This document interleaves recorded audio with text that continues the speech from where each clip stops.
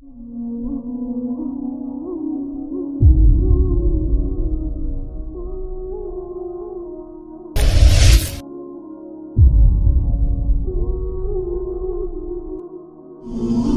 بھائیوں، اپنے اللہ کو راضی کریں۔ جن دکانوں کے پیچھے نمازیں چھوٹ گئیں، جن دکانوں کے پیچھے سچ کو طلاق ہو گئی، جن دکانوں کے پیچھے دیانت چلی گئی، خیانت آ گئی، بددیانتی آ گئی، ہاں اللہ تعالیٰ قیامت کے دن کہے گا بددیانت سے، وہ تو نے جو امانت کھائی لے کے آ، وہ امانت جو تو کھا گیا تھا لے کے آ۔ کہے گا یا اللہ کہاں سے لاؤں، وہ تو دنیا میں رہ گئی۔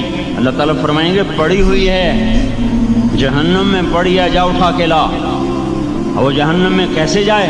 تو فرشتے ماریں گے چل، اور وہ اس کو لے کے چلیں گے، اور چلتے چلتے دوزخ کا سب سے خطرناک حصہ حاویہ، وہاں اس کو لے کے جائیں گے جہاں منافق رہتے ہیں۔ بددیانت لوگ حاویہ تک چلے جائیں گے ایمان ہونے کے ساتھ بھی۔ امانت کو کھانے والے لوگ حاویہ میں چلے جائیں گے، جو منافقین کی آگ ہے اس میں۔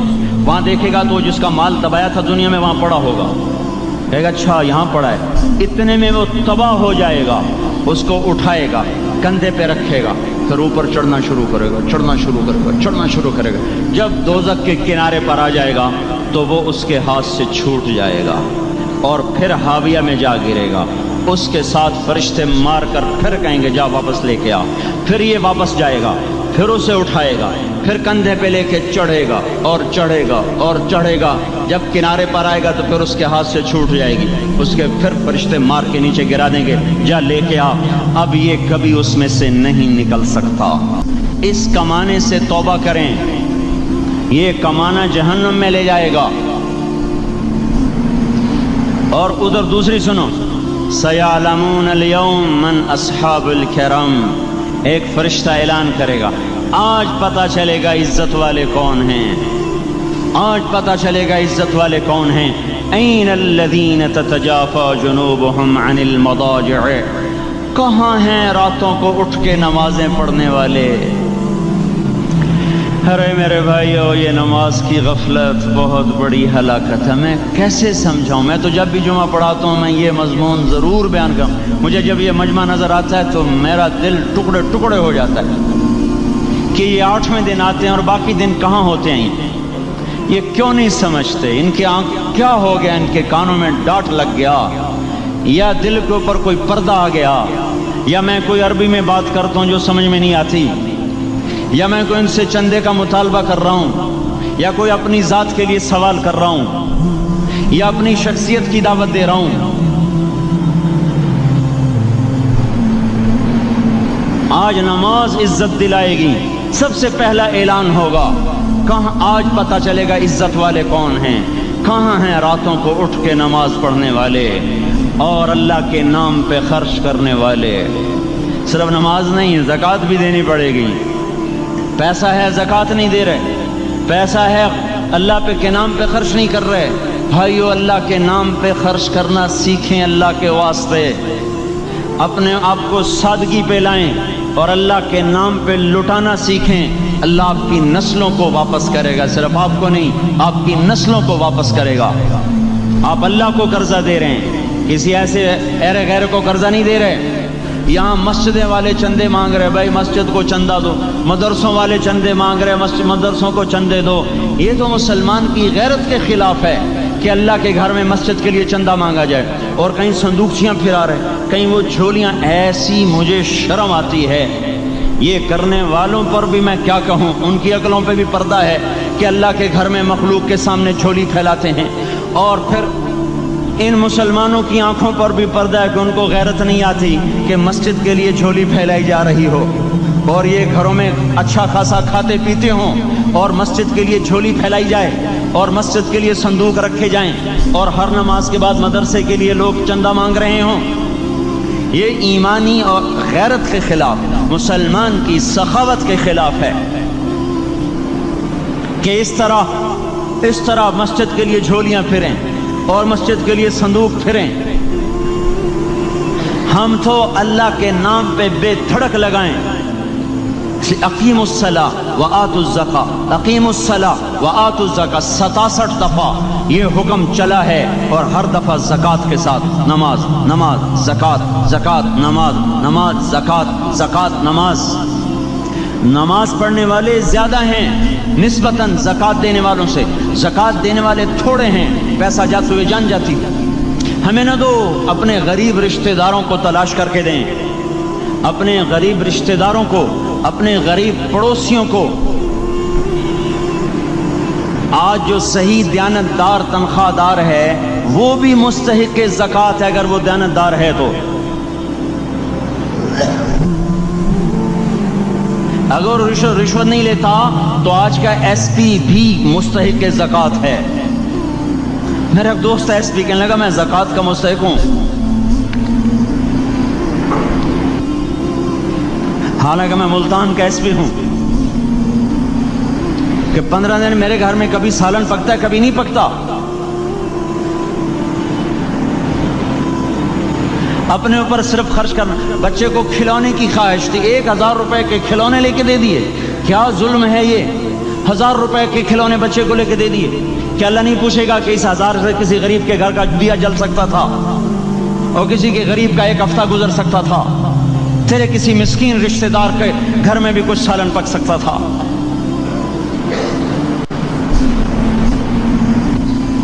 رزق دیا تو اس کا ہوش نہیں کہ اس کا حق ادا کریں، جان دی تو اس کا ہوش نہیں کہ اس کا حق ادا کریں. سجدہ جان کا حق ہے، اور زکوٰۃ اور صدقات یہ مال کا حق ہے.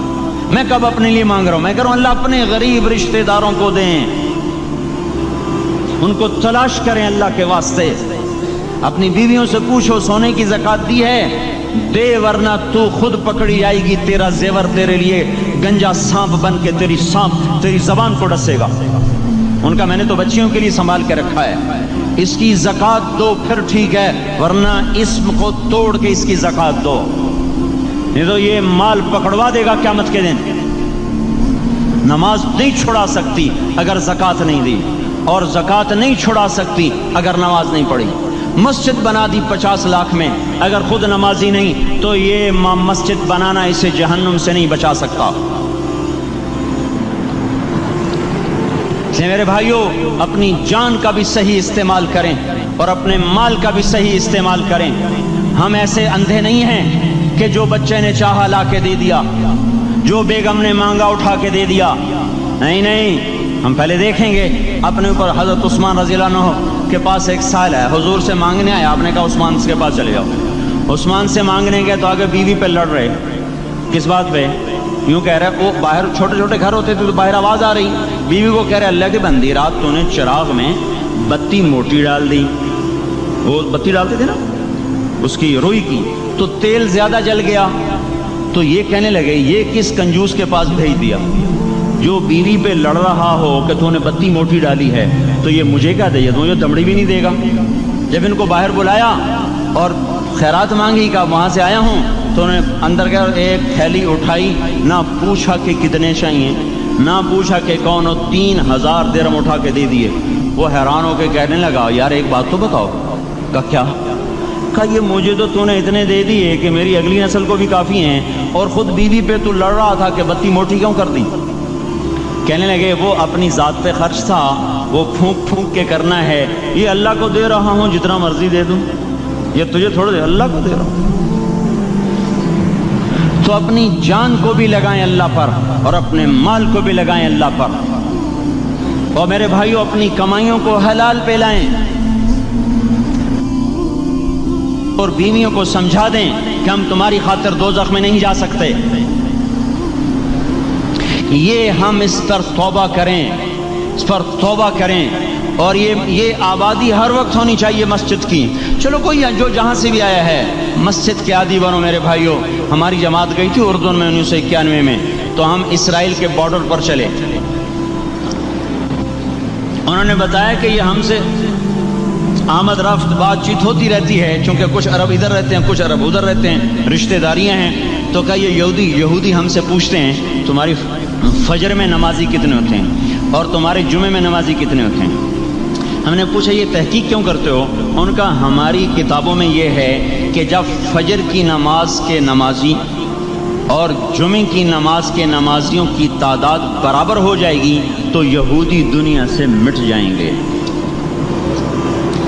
اب یہاں فجر میں 1.5 صف ہوتی ہے اور جمعے میں باہر بھی صفیں بنی پڑی، چلو میں کہتا ہوں مان لیا 1/3 طبقہ باہر سے آیا ہے، یہ 2/3 تو یہیں سے اٹھ کے آیا ہے، یہ کیوں نہیں ہر نماز میں آتا؟ میرے بھائیوں اپنے حال پہ رحم کریں، اللہ کے واسطے میری پکار کو سنیں۔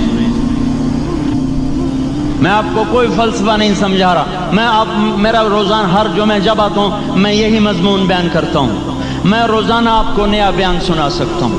360 دن ہیں، میں اللہ کے فضل سے آپ کو روزانہ نیا 360 دن میں آپ کو 360 نئے بیان سنا سکتا ہوں۔ میں یہاں بیان کرنے نہیں بیٹھتا، اپنا دکھڑا میں روتا ہوں کہ پوری گلستان کالونی جہنم کی طرف جائے اور میں ان کا پڑوسی ہوں اور میں انہیں جہنم میں جاتا دیکھوں اور میری ہائے نہ نکلے تو میں ڈوب کے مر جاؤں۔ جلتا کتا ہم نہیں دیکھ سکتے اور اس ہماری آنسو نکل پڑیں، چوہے کو ہم جلتا نہیں دیکھ سکتے اور میں اتنی شکلوں کو جہنم میں جاتا دیکھوں۔ جس نے فجر آج نہیں پڑھی اس نے پر جہنم کو واجب کر لیا، جو اب آئندہ اثر نہیں پڑے گا اس پر جہنم واجب ہو گئی، پھر میں کیا مضمون بیان کروں، کیا فلسفے بیان کروں؟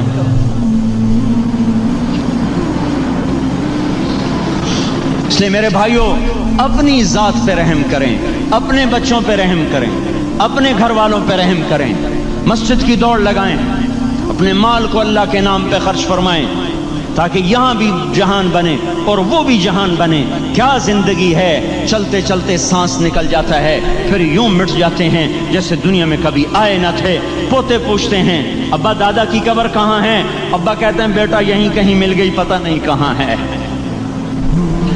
آج تو اگلی نسل دادے کی قبر نہیں دیکھ سکتی، ہم اس دنیا کی خاطر اللہ کے باقی ہو جائیں۔